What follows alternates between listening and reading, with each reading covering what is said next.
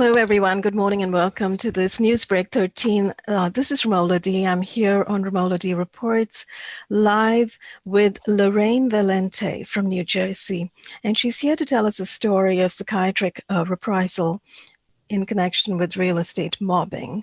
And we'll find out a lot more about that. This is, again, an issue of an involuntary hold or a visit by a mental health officer and police. And we are probing and exploring the validity of these visits by police. And let me just fix that feedback. One second. Okay, here we go. I'm back again. Lorraine, welcome and thanks for joining me this morning. Thank you so much for having me. I so appreciate it. Absolutely. Lorraine, go right ahead and tell us a little bit more. First of all, I should introduce Lorraine a little bit. Lorraine is a psychologist. She has a background in psychology, and she can tell us a little bit more about her specializations there are. But I think you've worked a great deal. You've worked with youth and adults, Lorraine? Yes. Basically, I have a master's in psychology with a concentration in health. My area of study was the medication of children diagnosed with ADHD and the negative side effects. Prior to that, I attained an undergraduate degree in psychology, abnormal, deviant, and violent psychology with a concentration in addictive behaviors. I went on to complete 270 credit hours in alcohol and drug counseling. I'm also a certified hypnotist, clinical hypnotist, Reiki master teacher, a notary public in the state of New Jersey. I have completed about 6 years of community service in the field of alcohol and drug addiction here in our local community. And I have a 501c3 nonprofit. Animal rescue. Oh, that's right. You have this wonderful webpage, right, on Facebook, Targeted Pets, I think. Targeted Pets, for the pets that are involved in the real estate mobbing. That's part of the harassment, is torturing and murdering your pets. This is such an extreme and horrific subject. First of all, I should say you have such an extraordinary background, such a wide range of experience in psychology and in social work, it sounds like, and in counseling. So you are obviously somebody who's highly educated, highly accomplished, and very active in your community. So tell us, Lorraine, how did you become in some way a target of harassment in your community? Okay, I believe it's twofold. There's the opportunity when I became divorced. I've been living here almost 30 years, first as a married woman, then as a single woman, raising a daughter who's now in graduate school. Mm-hmm. And it appears as if as she was on her way out of the home, I started noticing a lot of things going on in the house that were not typical of usual erosion, decay, and all of that. And then I became involved in caring for animals, cats in the neighborhood at a place called the Pinebrook Care Center. It was in Manalapan, New Jersey, and it was where I worked my fourth job at night while wow. I was working 4 jobs to support my daughter because my ex-husband unfortunately stopped paying the child support and the alimony. So I took on a 4th job, and this is where I was introduced by a manager there to cats in the local area. I don't want to focus too much on that. It's so involved, but it was as a result of that, I believe that I became the target of the feral cat cartel. It's a group of animal activists, rescue people who don't want other people in the area doing what they do, especially if you're doing it better or differently, if you don't follow their mission. Oh my. So you're suggesting that there was some kind of infighting between two Animal protection groups? Yes, it's very, very involved, and I did provide this testimony in the past. It would take up your entire show. So Okay, we'll go into that another time, we'll maybe. go into that another time, but it's as a result of that, and Hmm. I believe it was they targeted me and set up multiple incidences where they could harass me, um, torture my animals, steal them. Oh no. Well, they certainly weren't involved in animal protection then if they're torturing animals. Oh my gosh. Oh, it's a very long, horrific story that also involves attorneys. I see. Great. Okay, so Hmm. it's beyond what you could even imagine. Yeah. These attorneys and some of these rescue people, at least one of the women is married to a police officer. Okay, so there we go. We bring in the police So as well. it's a group of people I in see. the know of what to do, what to say, how to harass, how to set you up. This is unknown to me. I was on a very spiritual path after my divorce, and you could see from my education, I attained my master's degree in my 50s. Wow. That Yes, is commendable. yes. I mean, I'm 60 years old now, but I think I was 54 when I got my master's, and I was on an educational path and spiritual in attaining my Reiki master teacher certification. So that overlap with my formal education. Right, right. That's brilliant. So it's kind of sounds like you kind of stumbled into some kind of underground subterranean syndicate or network of sorts that involved highly professional people in the community, but who were engaged in very dark activities. Absolutely. That's an excellent way of phrasing it. I stumbled upon it, or they stumbled upon me and decided to target me. That's horrific. And I think when we were talking earlier, Lorraine, you had also talked about how you had started doing some remodeling, right? In Yeah. your house, and then you started noticing all sorts of things going awry in the house itself. In 2014, in preparation for selling my house, I renovated an upstairs bathroom. Everything started to go okay, except the contractor actually stole some brass handles. It was published in the newspaper. Unfortunately, the only person that gained benefit from that is my township collected a fine from the contractor. The state of New Jersey collected a fine from the contractor. They completely misspelled and refused to change the correct spelling of my name in that complaint with the state of New Jersey, the Department of Consumer Affairs. So the state and my township collected a fine from this contractor and required that I renovate my bathroom all over again because it did not meet their codes. Oh my. Now, did you get any compensation at all yourself from the No, contractor? no. And I did hire an attorney, and he did nothing. And he is part of this. I won't mention his name, but he is part of this because I did hire him 2 times previously, and he failed to act in my benefit. I believe it was a conflict of interest that he failed to disclose. He did not protect my rights. He actually did nothing. And as a result, he did refund my money at my request because he failed to contact the attorney for the contractor. He did nothing. Wow.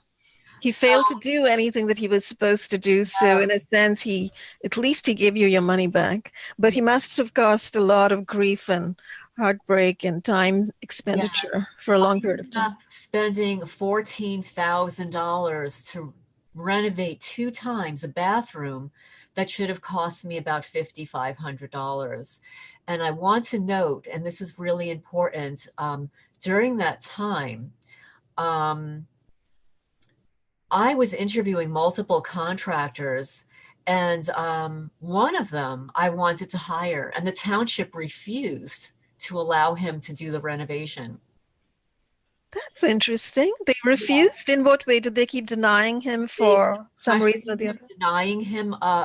You have to file, what do you call it? A Some permit. kind. They Right. You refused to file for a allow me to file license. a permit on my behalf, but all would only permit another contractor to complete the permit. So I they did, had a list of names, perhaps, of contractors that they wished to promote? I I believe so. Yes. Okay. But it's not the individual that I wanted to hire. I wanted to hire this other individual who was he was, but I did have the work done. But after that, in 2015, I noticed cars following me. I jotted all their license plates. It was very unusual experience for me. Hmm. I noticed also my next door neighbor who had lived here for a long time, who was planning on moving, started harassing me with a horrible noise campaign. They would saw wood in their backyard from 9 o'clock in the morning until 11 p.m. at night. Oh my goodness, that's a very determined and resolute noise harassment campaign. Yes. And then they would play and not be in their yard polka music. Yes, in another language all day long, but no one would be in the backyard. Oh wow. Yes. So this was happening at the same time as you were getting your bathroom remodeled with Yes. the new contractor that the city and state had approved. Yes, absolutely. And there were times when my daughter would come to visit and be in the upstairs her bedroom, which would be facing the neighbor's yard, and she would complain relentlessly that the noise was just horrendous. I can imagine, especially if somebody's trying to study or read. Yes.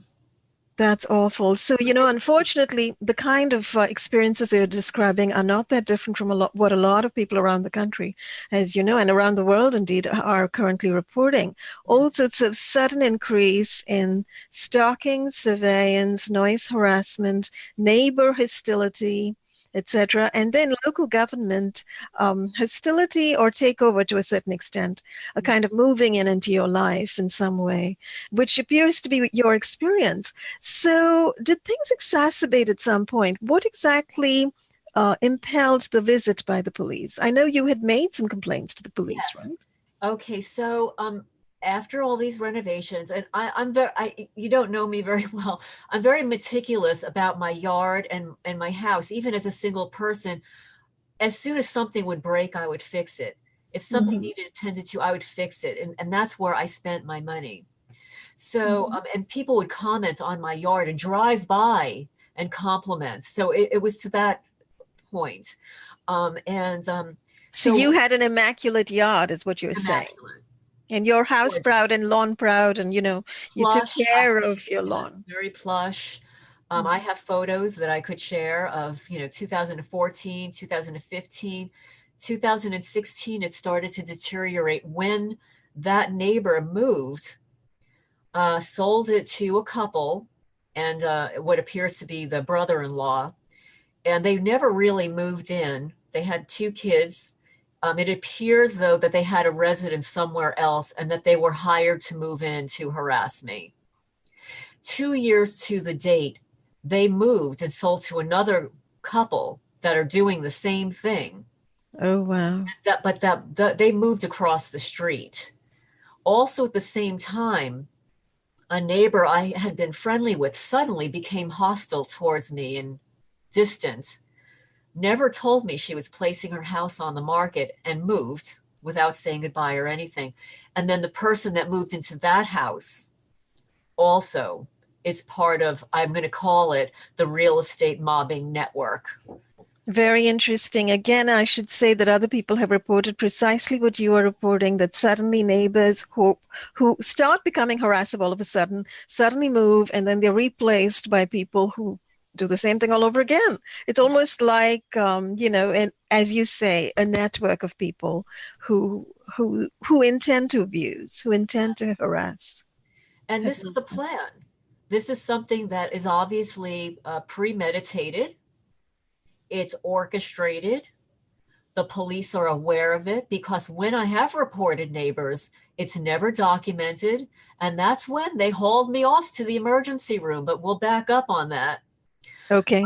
because in 2017, a neighbor down the block, we were just chatting on the phone, and she said, I couldn't sleep one night, and I saw a man hanging out at the corner, just pacing back and forth at 2:30 in the morning. I said, well, did you call the police? And she said, no. She went back to sleep. But before that, she said, I just make sure that to lock my interior door. Now, the way I'll describe this is most people here have garage door openers. They Right. click it, the garage door goes up, they go into their house, they don't lock the interior door because they figure who's going to get into my garage. Right. Mistake. I was one of those people who rarely locked that interior door. Unbeknownst to me, when I was out, the neighbors and the little network here were in my house, vandalizing, moving things around, scraping my floors, walls. They teared up every carpet that I own. From the underside, they cut them all so that they would intentionally fall apart. They actually grouted, took the grout out of my tile. I have documented proof of this. And all this happened over a period of time on different occasions. Yes, I noticed. Between 2015 and 2016, and obviously in 2017, very progressive. I noticed odd things going on in the house, but I'm so busy between flying back and forth to visit my daughter. I had contracted Lyme disease in 2012. Oh, That was extremely debilitating. For 2 years, I lost 2 years of my life. oh, I'm so sorry. Yeah. And as a result of that, I had to withdraw from enrolling in the PhD program. I was enrolling in a PhD of forensic psychology. Mm-hmm. So, I was on a path, an educational path. And as a result of the Lyme disease, which is highly suspect because I found a tick embedded in my ear, Oh my my left goodness. ear, in January, in the month of January, when it's cold. Right. And I wear hats. you don't see ticks anywhere, particularly not inside your house. Absolute. Why I don't have bugs in my house, but obviously because I go out in the yard, I've never seen a tick in my yard. But I feed the outside cats, in another Mhm. location, in a wooded location, and I will admit I have pulled ticks off of my body, but I'm a vegetarian. I don't smoke, drink, or do drugs. I don't even take an aspirin. I'm a very healthy person. I was what was considered a gym rat. I exercised at a local gym 6 days a week for the better part of my adult life, which is on hold at the moment. But I keep trim and fit and healthy lifestyle. So Mhm. it was very unusual that I contracted Lyme disease. From my experiences, even if a tick falls on you and embeds itself and has Lyme, Mhm. it doesn't all you won't always contract the illness. Right. Because you have strong immunity, etc. Absolutely. So again, it's very highly suspicious. And I've had ticks. I've pulled so many ticks off my body in my life. I've never tested. I've never been sick. I don't really catch colds. I don't have headaches. But in January of 2017, I started developing horrific headaches in the back of my head and my neck. I see. Did this continue for a period of time? Did you even consider the thought of, directed energy weapon use? I never considered it. And in fact, when I stumbled upon the targeted community, Hmm. started listening to other people's stories, I was Hmm. in disbelief. I said, that's not going to happen to me. But actually, after my testimony with Ella in January of last year, my tooth suddenly cracked in half. Oh boy. Yeah, people do report that And I woke with up with frequency blisters on weapons. my feet. Oh, I'm so sorry to hear all this. Well, as you know, it could certainly be a different causation, but many people who are being targeted and who've taken recordings and readings on meters um, report microwave pulse weapons being used on their body. Yes, Remotely, of course. that's true. Yeah, through a variety of means. I have registered some extremely high levels in my house. I've used a variety of applications from my phone, a gas meter, um, all kinds of testing units. And sometimes they are at the total maximum possible level. And sometimes they'll go down to nothing, all in the same day. I see. Yeah, that's also very similar to other people's reports. You test in one area and you see you're being pulsed, and then later on at a different time period, it's not emanating from that direction. Yes, absolutely. So this was all new to me. I it's not even something that I would have ever remotely in my wildest dreams thought is was a possibility in our society, in our country, and certainly not to me. I'm a quiet person, takes care of my property. I've lived here almost 30 years. I know Mhm. everything that comes and goes here. So I started to notice different patterns with the neighbors. I actually caught my neighbor who moved in next to me, not the newest ones, Mhm. ones that were here 2 years ago that are now diagonally across the street, Mhm. hiding out in his shrubs, waiting to pounce into my house onto my porch. He would follow me around with his phone from his backyard. Didn't work. It appears as if, he would be there 24/7 all day long watching me. If I would Oh, leave the house, I would come back and find him, outside facing my house and then casually walk into his house. So right. The exit arrival monitoring and surveillance. yes, and I'd see the nods of the head to people diagonally across the street, hand signals. Um, Unbelievable. Yeah, so that's all part of the sort of organized neighborhood gang stalking or stalking, multiple stalking that appears to have been established so in so many places around the country and around the world. So this is horrific. Now, you said actually when you were noticing all those things inside your house with scrapes of the furniture on the floor, etc., you felt that it was this neighborhood community that was doing it. Did you have any proof of that, or how did you kind of figure out it I, was these people? yeah, I have security cameras, but what I noticed is I never had, I never, my alarm never went off. But you have to remember, and alarms can be disabled. And That's especially true. if there are people in the know with the technology and the law enforcement is involved, they know very well how to disable an alarm, especially since my alarm, when it triggers, where does Hmm. it go? It goes to the alarm company and to the local police department.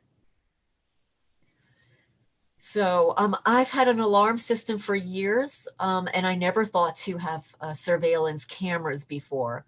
But in Hmm. 2017, I noticed that my gate was open, and when I walked into my yard, my two sheds in the yard were damaged.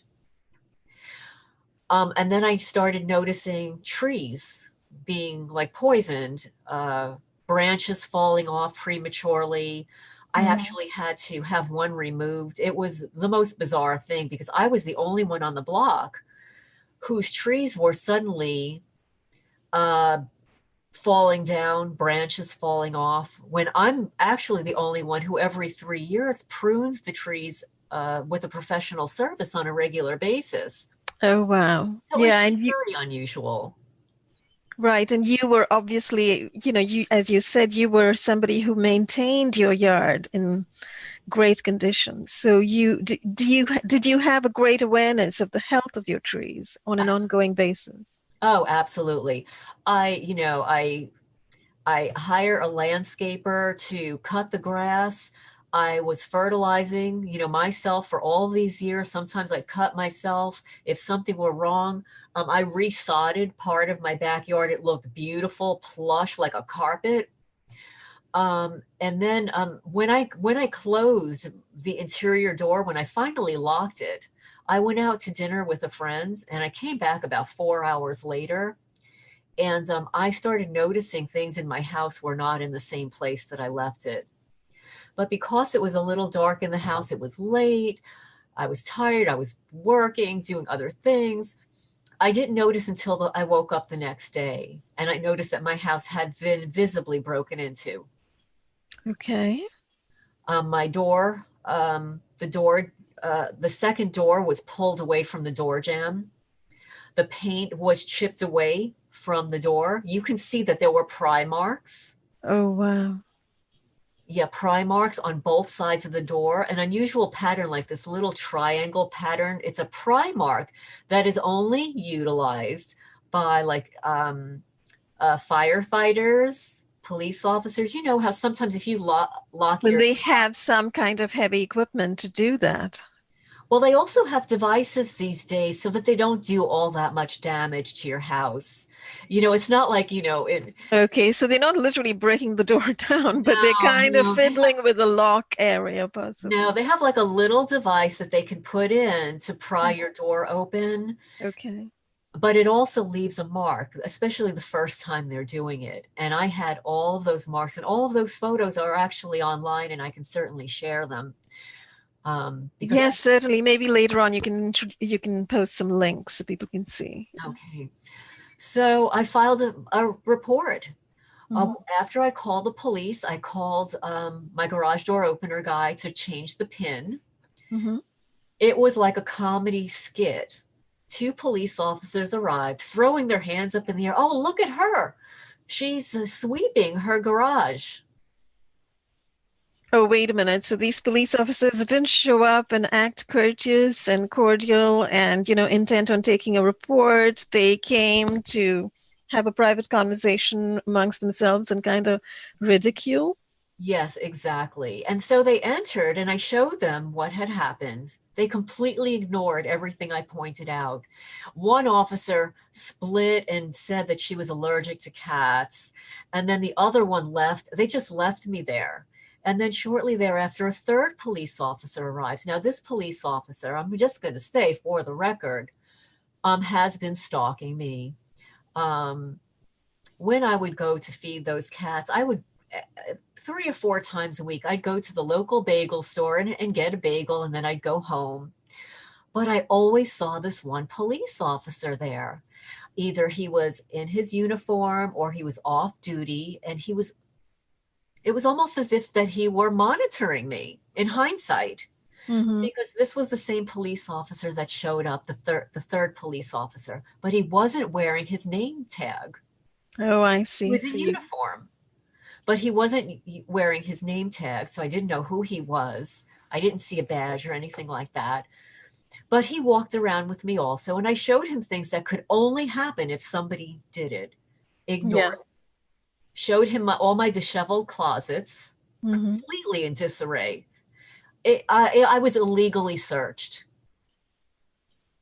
My house was illegally searched You mean prior to the police being there, is what you mean? prior to them being there. Yeah. I believe that when I was out to dinner with a friend, that night, my house was illegally searched. Okay, because it had all the hallmarks of somebody actually going through your things and throwing things around in a frenzy. Absolutely, absolutely. Not in any way, shape, or form of the way I left my house, Okay. or the way I leave things. Okay. And then I started noticing that all of my books were damaged. Oh, This, wow. this was a big feat on their part, and it Hmm. had been going on for a very long time without my knowledge. But I did notice, and I was incredulous. I never once thought that somebody was breaking into my house. Yes, who would think that? I mean, in the normal scheme of things, this wouldn't happen at all. Yes, And before any of us got targeted, we would not even assume that somebody's breaking into our houses. But now we have a very different understanding of what is going on because indeed these break-ins have been happening. And yes. they've been condoned or at least turned a blind eye to by local police. So my question then would be, what did the police do? What did the police say when they saw all of these signs? You said they made no remark that anything was Oh, out of I'll place. tell you. I pointed to the door being broken into, and the officer said blankly, he said, "Your door wasn't broken into." He said, "I was a locksmith before I became a police officer." And I Oh, looked at him like, I understand what gaslighting is. yes. And at that moment, I looked at him incredulous and I said, "There's something really wrong here." Yes. And was he the only one who said that? What about the other police They, officers who they were were there? gone. Oh, The they other were two were gone. gone. I see. Okay, so he kind of stayed behind and you showed him a few more things, but he Yes, but he simply said wouldn't my house agree. wasn't broken into. Very, very interesting. And this was on one occasion. Did this happen again? It certainly did. But I will tell you that I filed what's called an OPRA report, an Open Public Records Act. It's a request for the incident that was documented. Mm-hmm. Okay. But I had notified that attorney. I said, I just filed a police, I had a break-in here. And he said, well, what's the police officer's name? I said, I have no idea. He didn't give me his name, his badge number, or an incident number. So I went to the police department and I brought the clothes that had been damaged. And the police officer that I spoke to, a younger officer, he seemed to be in the know. He was young. Mm-hmm. And he was trying to extract information of who I thought did this. It was a setup. In hindsight, it was a setup. Yeah, yeah. And they utilized what I said then in the report, but they also said that I appeared to be paranoid. Okay, so that is a total setup. Whenever the word paranoid is used, when the police are not listening, but they are making conclusions of their own. And remember, they are making conclusions that have psychiatric repercussions or connotations. And they are not in any way qualified to make those kinds of conclusions or diagnoses. And also to not include something like that in a police incident report. Right. That violates every HIPAA guideline under the sun. You Completely. don't post somebody's mental state in a police incident report, and especially when it was untrue and defamatory. And you know very well, when they publish that in the written word, that's libel. That's correct. When I filed another report shortly thereafter, when I found human feces in my yard and X's on the side of my house. Oh my gosh. Now that's extreme and intense. Now we are going into very dark places here. It's darker than that, because in speaking to Targeted Justice, they said, after explaining what's been going on here, they said that what is going on here is above and beyond anything that they've heard so far. That's really interesting, because these sound, almost like witchcraft or satanic kind of symbols being placed around you. Yes. Well, obviously, in searching my home, they realized that I'm a very spiritual person. I had angels all over my house. In every room, there were angels. They decapitated an angel. They sliced the throat on another angel, cut the nose off of another one, cut the wings off of angels. Unbelievable. Yes. That's extreme. And obviously attempting to send a symbolic kind of message. Yes. They poured urine on books that were on the top shelf here, the top shelf here. Oh my. I would pull down a book and it would be covered in urine. This is extreme. So obviously, you've been vandalized to the extreme. Yes. Your privacy has been invaded. You've experienced break-ins. You've experienced vandalism. Did you experience theft as well and burglary? Yes.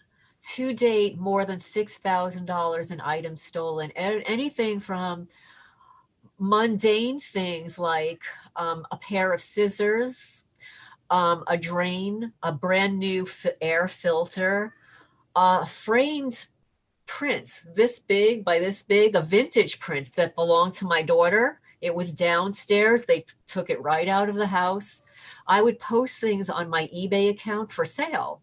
Mm-hmm. And they were stalking my account, breaking into my house and stealing the things that were for sale, setting somebody up to buy it. And of course I would go. And then the thing would be missing. Oh my goodness, this is incredible. So did you report all of these incidents again to the police? Well, after the first probably 5 reports, I stopped for a while. But then that lawyer, he called the police to my house. He said, you have to file a report. And it's like, I'm not filing any more reports. He says, whoever told you to not file reports is out of their minds. So he called a police officer to my house and I said, I didn't call you. Oh, I see. So this was the occasion that you were telling me about, the one when the mental health people showed up as well? Well, no, this is another one. Okay, yeah. Prior to that. But I will state that in 2 police incident reports, the next report that I filed, that police officer who I never showed some of these items to. I showed him something else. He wrote in the incident report, also, he cut and pasted verbatim what the first officer wrote, that I appeared to be paranoid. Oh, I see. The entire paragraph. So, but I also showed him that somebody had lit a fire in my fireplace. My fireplace had already been inspected because I was placing my house on the market. It was inspected and cleaned. I had a certification for a year. Mm-hmm. And I opened up my fireplace and it was completely black, scorched. Oh my goodness. Scraped, scorched. The outer portion of it where the grill is, the paint was etched off. And I will say that they came in here, they actually etched the letters off of my keyboard. You can see that the etch marks. I see. This is extreme. So they actually, somebody's come with sharp instruments and started to scrape and remove lettering. Yes. Wow. And paint. They've Oh, gone into the grain of my hardwood floor. They followed the grain and etched it. They actually went to the extent where on my brand new, the bathroom that I renovated twice, mm-hmm. they painted, embedded what appears to be crack marks in my Italian slate tile. Oh, wow. It looked like it has crack marks. Incredible. It's a massive mutilation as well I have of, before and after photos, and I look at the photos of when it was installed to what it looks like now, and this is high level stuff. it is. Yeah, it absolutely High is. level. Yeah. So Lorraine, perhaps we should talk about that occasion when the mental health officer showed up. Okay, so Mm-hmm. that morning I received a phone call from a Lieutenant Mantle, who I've spoken to in the past, that refused to change the other incident reports, as even though I've submitted documented proof to Mm-hmm. the contrary, that they've never included in the reports. Okay. So he called me in the morning. He said, "We'd like to send an officer by to provide you with a property loss statement form." Okay. I said, "Well, that's odd. I've filed so many reports in the past and I've never been offered this before." He said, "I'm sure you have." I said, "No, I have not." And he says, "Well, we have to, all of our new officers are required to provide you with this report, this form." I said, "Well, does that mean that the old officers were not required to provide the form?" And he said, "Oh, no, they were too." So hours go by, I don't hear from them. And then suddenly Mm-hmm. knock at my door. There's a police officer there with a woman, has Mm-hmm. no badge on, no form of identification. Mm-hmm. So he says, "Well, I've asked," her name is Tina. "I've asked Tina to meet with me here." So I walked out with them. I showed them the vandalism to my tree. It's so obvious. Somebody took a saw and sawed off the branch. They burned other places, likely with a direct energy weapon, a laser Mm-hmm. of sorts, because this is not normal. It could have even been a blowtorch or something, Mm-hmm. but it's obvious. And I've been documenting this over the last 2 years. Mm-hmm. It was a magnolia tree, hardy. Um, I think you had sent me photographs, and I did see some strange engravings and sort of yeah, things stuck in here and there and stuff. Yeah. yeah. And what they did is they placed phallic symbols all over my property. So they would cut a hole in the tree and then tear off a branch and stick the branch in the hole. That's what you had showed me. Yes. Yeah, Yeah. that's It what they does look, like it's been tampered with. It doesn't look natural at all. obvious. Yeah, and they did it all around the property. So, and I've got photos of that as well. Mm-hmm. So this is already fast forwarding. So that morning they show up at my door. I show them the tree, and I'm already sensing there's something up here. I see a police car over there. I see her car parked there with somebody else in the car. Okay. So there are two officers here. It's like they've got backup, and I'm thinking there's something wrong here. She asked me, "Well, what are your sleep habits like?" I'm showing you my tree. Mm-hmm. Right. Actually, Right. I didn't sleep last night. What I didn't tell them is that my cat was murdered. I watched him Oh, take his last breath, and no, I did not sleep the night before because I was awake so that I would be there when he took his last breath. Yes, I'm so sorry. Oh, that's awful. And this was a very healthy 7-year-old cat. And this is not the first cat that they have murdered. In March, they murdered 2 other cats. In the same week, they all died on the floor within 6 days. They were targeted with, I believe, some kind of a direct energy weapon, a possible poison. Yeah. Um, I'm not sure how they're doing it. Yeah, entirely possible. Again, I've witnessed it myself and I've heard stories as well and reports of this. Yes.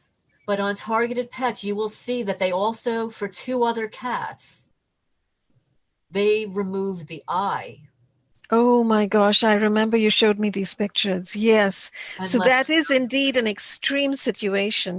That is absolute targeting and mutilation. trauma. It's And all trauma based. yes. And I'm a very strong person. I'm very, practical. I'm Mhm. I'm not confrontational, but I abhor injustice. And As all of us who stand out for abhorring injustice and yes, speaking out, and unfortunately find ourselves being targeted by criminals yes. for doing So so. yeah, so I'm Mhm. walking back, and you can see that they have an agenda. And I'm getting a Mhm. little. My intuition is kicking in, and it's like there's something going down here. So Mhm. I walk away. They still have not given me this property law statement. He's holding on to it. I give them other documentation of Mhm. a contractor that was working here that committed consumer fraud. And I figured as long as they're here, I'm going to hand them this report.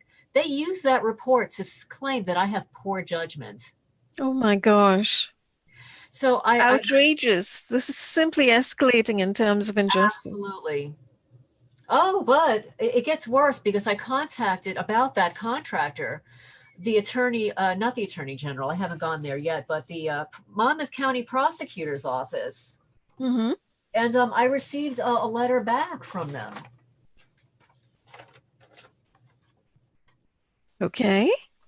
And the letter says, the Monmouth County prosecutor has reviewed your email dated December 25, 2018. Please note that the Manalapan Police Department has previously investigated your claims, plural. Oh. I only wrote to them about one item, the fraudulent contractor. As Mhm. such, the Monmouth County Prosecutor's Office will defer to the department to take whatever actions they deem appropriate. Oh my. Turning it over to the police. Turning it back over to the police. And so basically, what the police have done is instead of actually following through on this property law statement that they had mentioned to you, they had instead brought a mental health officer onto the premises. Absolutely.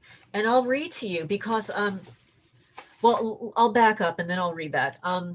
So I went to turn back into my house, close the Mhm. door, and I said, you know what?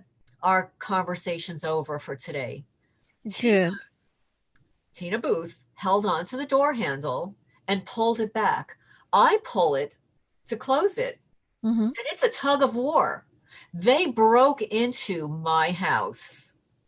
So she pushed her way back into the They house. pushed their way back in. And I said, listen, I've already given you. Your cat needs Like, no, attention. no, it is. He has a mouse, a little toy mouse, and that's his. Oh, that's what's Well, making the noise. he's Okay. caught his kill for the day.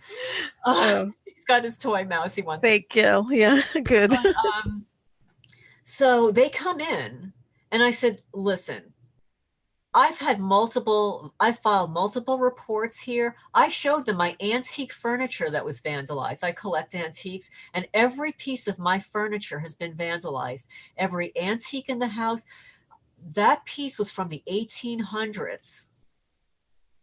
And it's quite costly, but they chipped the marble, they sliced it, they poured urine on it, Oh my goodness. and they also etched this symbol. Oh, Showed the to them. Masonic pyramid. Yes, it's etched in the wood. Hmm. This symbol is etched all over my house. This Okay. symbol is etched all over my house.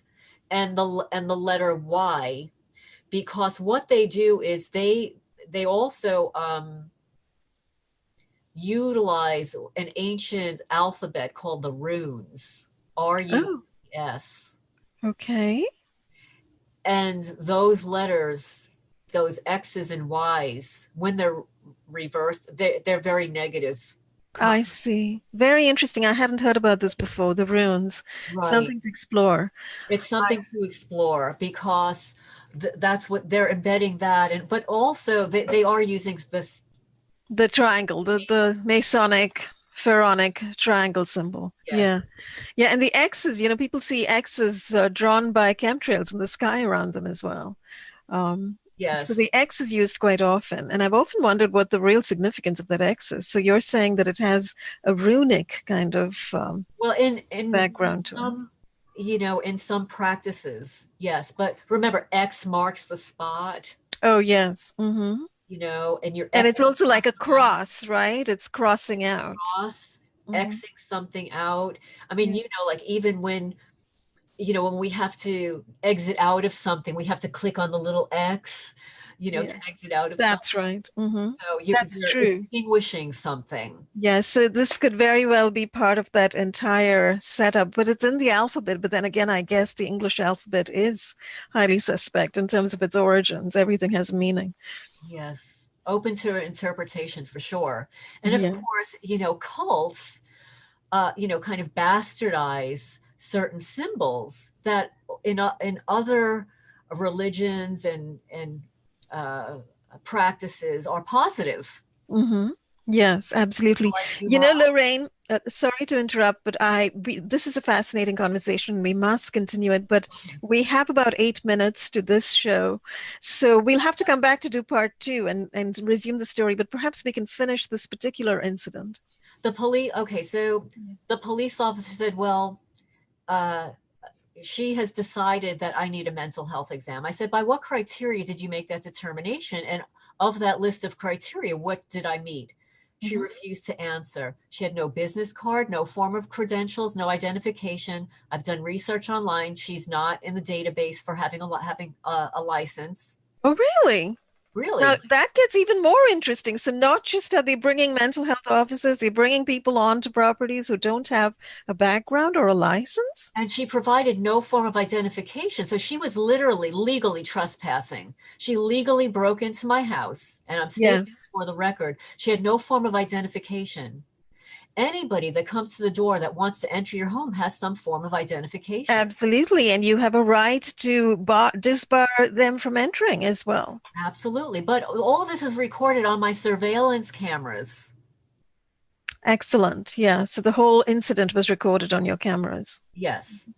Did Not they? inside of my house. But so the officer said, well, you can either come with us voluntarily or involuntarily. And at this point, I noticed an EMS truck, an ambulance at my driveway. Oh my goodness. This is how they do it. Another police officer arrives and a sergeant. So I've got three officers and a sergeant and Miss Booth, a mental health assessor. She's an assessor. So there's sort of a congregation of certain police presence and police vehicles and an EMS. So it's almost like you're being strong-armed into something, Absolutely. In my being house. coerced. In my Yeah. own house. And obviously they knew my cat died because they set it up. So my pet died in the morning and I'm being taken out of my house against my will, but I knew that if I said involuntarily they would have handcuffed me. Right. So I said voluntarily, but when I got to the hospital I said I'm here involuntarily. Yes, I think that the right thing to do is to say that you are here under duress, Under right? duress. Under threat of violence or under duress or both. Yeah, so I was forced to provide urine and a blood test. Unbeknownst to me what the reasons were, I later found out through filing a request for records that they gave me a drug and alcohol test. Oh my. Yes, me, the person that doesn't smoke, drink, do drugs, Yeah. an aspirin. I think they do this kind of thing in hospitals as a matter of standard protocol, but really it is also a gross invasion of privacy, um, Absolutely. particularly when it is non-consenting. It was non-consenting. And to date, I've received 3 separate invoices, one from the EMS, one from the hospital, and one for Tina Booth services. Oh my gosh. So they do this. They set up this wrongful entire psychiatric visit and coercion and pretty much abduction and kidnapping and taking you away to a hospital and then require you to pay for it And and medical pay for the fraud. tests. It's pure And it's medical fraud, medical malpractice and medical medical fraud. fraud. It's defamatory. It's Yes, it is character assassination to stick a label on you yes. when none of them is qualified to give you any kind of assessment as mentally ill or paranoid, completely unjustified in this case, as you've pointed out. But And ironically, in the hospital report negates the mental health assessment. And also, for the record, I was not provided certain services that they claimed to have provided me. Even though a psychiatrist signed off on my release from the EMS, the emergency room, I never saw a psychiatrist. I never met with one. oh, really? No, That's very, very interesting. So you're saying that basically the procedure that they themselves subjected you to was highly irregular by their own standards. Yes, and also in the medical report that I received back, they checked off that that I have no chips or devices in my body, but I was never scanned for that. That's interesting. The chips and devices were mentioned and that you weren't scanned, but they checked that off.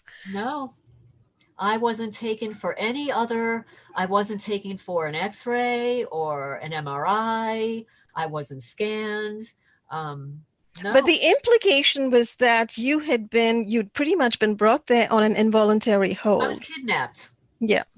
You were kidnapped against your will, brought there on what they term by their protocols an involuntary hold under suspicion of mental illness and posing. Now, you see, they can't really do that unless there's some danger to self or society. But obviously there was none.